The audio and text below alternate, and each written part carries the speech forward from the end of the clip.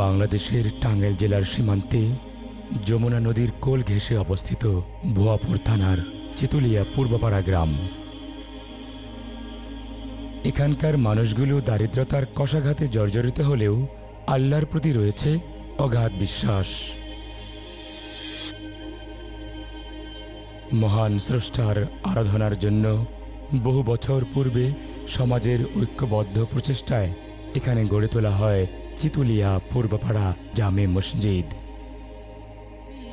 দিনে দিনে মুসল্লির সংখ্যা বৃদ্ধি পেলেও মসজিদের আয়তন বৃদ্ধি পায়নি।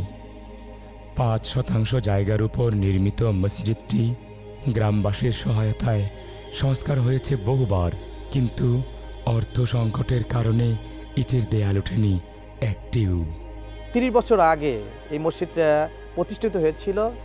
এলাকার মানুষের সামর্থ্যের বাইরে আসলে ইচ্ছা থাকার পরেও এলাকার মানুষগুলো এই মসজিদের কাজ তারা করতে পারছে না, এবং এলাকার গরিব মানুষ। এই এলাকার কয়েক কিলোমিটারের মধ্যে কোনো দিনী শিক্ষার কোনো ব্যবস্থা নেই। বর্তমানে মসজিদটির অবকাঠামো হয়েছে দুর্বল। মরিচা ধরে টিনগুলো নষ্ট হয়ে যাচ্ছে। বৃষ্টির সময় টিনের চাল দিয়ে পানি ঝরে।